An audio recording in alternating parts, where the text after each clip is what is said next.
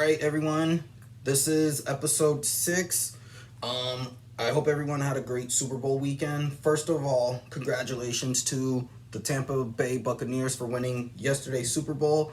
And although the weekend got snubbed from the Grammys, that was an awesome halftime show. So, without further ado, this is episode 6. Now, at the end of this episode, I have a special announcement to make. So, stay tuned for that. But overall, today, we're going to be going over Godson by Nas, which is the 6th studio album from Nas, released on December 13th, 2002 by Columbia Records. Now, production took place between 2001 and 2002, was handled by production from Eminem, Alchemist, Ron Browse, and the album was inspired by his ongoing feud with Jay-Z and the death of his mother in early 2002. The Godson is covering lyrical themes such as religion, violence, and his own emotional experiences, mostly due to his mother's passing. It's recognized by critics as some of Nas's most personal work. This is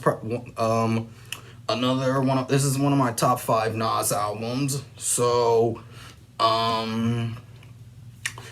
the album debuted at number 18 on Billboard 200, selling over 156,000 copies its first week of sales, preceded by 3 singles that achieved Billboard chart success and received critically acclaimed, within critics praising Nas's lyricism and viewing it as progression from his previous work, like Illmatic, Nostradamus, I Am, the other album that he had before. It was certified platinum on January 14th, almost a month after the release, by the RIAA for sales surpassing over 1 million copies.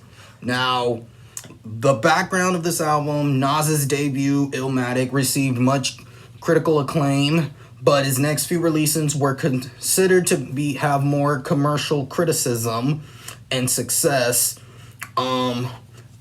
In 2001, Jay-Z dissed Nas on Takeover, and then after, Nas responds with Ether, elevating the feud, which Ether was on his previous record, Stillmatic, released almost a year before Godson was released.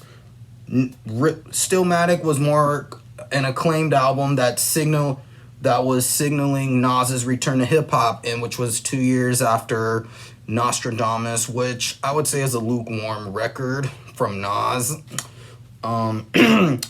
Later, Jay-Z ended up challenging Nas to a pay-per-view rap battle, but Nas rejected it.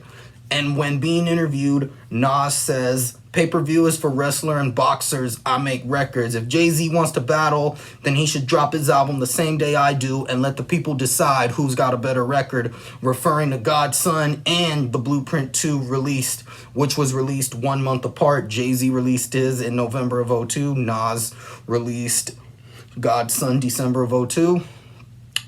After the release of Illmatic, Nas's mother, who was diagnosed with breast cancer in 1996, he continued to spend time with her until his mom died. Ann Jones died of breast cancer in April of 2002. Now, Nas describes Jay-Z's disses during the time period as a sneak attack because Nas didn't want to make music while his mother was feeling ill, in which his mother died in his arms on April 7th of 2002. There is a song on this album where it is a tribute to his mother. Later severed as inspirations for various songs on Godson. At that time, Nas was nearing the end of his feud with Jay-Z, which also inspired the album's emotional and personal matter. Throughout 2002, fans and critics speculated that Nas was still willing to make commercial music as he started associating himself with artists for Murder Inc., which Irv Gotti claimed that in the October 2002 cover of The Source, Irv Gotti claimed that Nas might sign with Murder Inc., but he says, "I will definitely be affiliated with Nas, and I'll definitely be a part of his projects. Me and Ja Rule will be associated with them." But which Nas soon appeared on the song called The Pledge with Ja Rule, in which was a hint Nas signing with Ja Rule at Murder Inc. So by October of 2002, Godson was expected to be released on December 17th, a week before Christmas, but around that time, a music video for Made You Look was released and being shot. In December of 2002, Nas appeared in the video for the Tupac song Thug's Mansion, a song of which an alternate version was released on God's Son, featuring 2 verses from Nas and 1 from Tupac on the God's Son version. On the version that Tupac has on his album, there's 2 verses from Pac and then 1 verse from Nas. So then, come December 4th, Nas decided to push up the release date 4 days early and release it Friday, December 13th to avoid bootlegging, which was a similar way that he did back in 1999. Now, his album, I Am, was supposed to be a double album, but at the last minute, he decided to release 2 separate albums that year to prevent bootlegging, on which Napster was really big by 1999 and music downloading on the internet, but Nas didn't want that, so he just decided to release 2 separate albums that year. And this is the same way to avoid his albums being bootlegged. But Nas says, "It's important to me that my fans hear my album the way I intended. When you buy a bootleg or pirate a download off the internet, you don't get the real thing. The sound sucks, the sequencing is wrong, you're probably missing out some awesome tracks, and you don't even get the artwork and the CD bonuses," which I do, I always buy my music. I want the artist to be supported. The artists need their money. So now, Made You Look was the first single off his album. Made You Look was the first single off God's Son, released September 10th, 2002, built around several samples lifted from the incredible bongo band's Apache. The single was important in establishing Nas's direction following his battle with Jay-Z in the Stillmatic album, and its reliance on intricate lyricism and an old school aesthetic. The song reached much commercial success on the level of I Can, which was the second single, and it was a sizable hit among urban audiences and remains one of the more popular tracks off God's Son. It was his 3rd highest charting single to date. The song has been featured in a few movies and video games. The beat for Made You Look was also used on the song In My Bed by British singer Amy Winehouse. Next single is I Can, is the second single from God's Son, which was released February 11th, 2003. Unlike most of the album, the song does not have a parental advisory or explicit and other labeling on digital stores, as the song is aimed at children. The song peaked at number 12 on the Billboard Hot 100. Now, the lyrics on this record are positive, encouraging kids to stay drug-free and pursue their dreams, pointing examples of powerful icons in African-American communities such as Oprah Winfrey. Conversely, Nas raps about a friend who was moving up in the music scene only to fall victim to a debilitating drug addiction that took his career, her career, and her looks. The music video was shot in Los Angeles and contains footage of Nas rapping while children stand around him. The video starts out with the music from the introduction of Get Down, which is the opening track on God's Son, but then it soon transitions into I Can. As the video starts, a young girl playing Beethoven on the piano is in a vacant lot. Later in the video, there are children jumping on mattresses in the same lot. Video contains footages of breakdancing and famous Egyptian structures. Such a powerful, good record right there.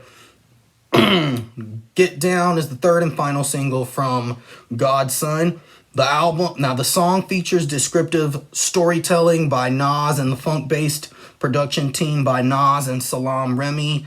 In addition to the elements of the funky drummer, the track samples The Boss by James Brown, which was previously made famous by Ice-T on his 1990 record, You Played Yourself. The same was used in Poor Righteous Teachers, Word from The Wise, and Lord Finesse's Bad Mother. It was not as popular as Nas's two previous singles from God's Son, but it still managed to reach number 76 on the Hot R&B Hip Hop Singles charts. So now I'm gonna break more down about that song, Get Down. That's those three songs are one of my top 5 tracks from the album. I'm gonna get into my other. Now, the song also discusses a real life event that occurred in Nas's life, and overall is a critic of the realities of being a young black man. Nas spoke to Genius, and he says, the story is based on the trial of 2 people I knew who got locked up, Free High and Worm. Worm is the one who threw up the fist, and Free High grabbed the court officer's gun. This made it in the song because I saw him and his mom on the news while I was in the studio recording the song. I recognized his mom from elementary school because I went to school with the sister and she used to be around. So it's such a good, powerful record right here. Now, one of my other favorite songs on this album is Dance, which is the tribute to his mother who passed away April 7th of 2002. The song, this is like one of those tracks where Nas is his emotional self. As you know, this is another one of those profanity-free songs that's on the record, as he's paying tribute to his late mother, who was sick, in which he wishes he could have one more dance with his mom before heading to the pearly gates. He quotes April 7th, 2002, that's when the gates of heaven opened up for you. And he also said, he quotes when he says, you've been my guide through all the trouble I faced. It's a central theme in the song, as Nas's dance with his mother is used metaphorically with the implication that she teaches him life lessons. A mother might teach her son how to dance before he goes on a date. Also, some wordplay. Note how pronounces guide to sound like God, trying it in with the previous line where he was mentioning Jesus. And then last, the other track, which is my top 5, is If Heaven Was a Mile Away, which is the outro on God's Son. That's another one of those where he's saying if heaven was a mile away, he would want to go and visit his mom. Also, other people that close ones of his that have passed. So that, yeah, so that's basically that record breaking down. And another one of the songs that I like on here is The Cross, which was produced by Eminem. Now, there's much more significance behind the content. Nas is comparing himself to Christ because it does it in the form of, hip hop. With the chorus, the hook is basically there to say that he is willing to sacrifice himself for the wrong of other MCs. It's a selfless act coming from Nas, and it shows that he truly cares about the craft of hip hop. It also shows he is willing to carry the torch of hip hop as it was appointed to him by his peers and to the audience of hip hop. So that is the breakdown. Here's the special announcement. I usually do these videos every Monday, but starting next week, I will be doing these 3 times a week. There's a lot of albums I want to cover. So I will be recording Monday, Wednesdays, and Fridays, and that starts next week, Monday. So so that's it. Well, that does it for this video today. Like, subscribe, comment, good feedback. Click on the link, follow my YouTube channel, and like Jay-Z says, if you can't respect that, then your respect it is whack. Maybe you'll love me when I fade to black. Peace out.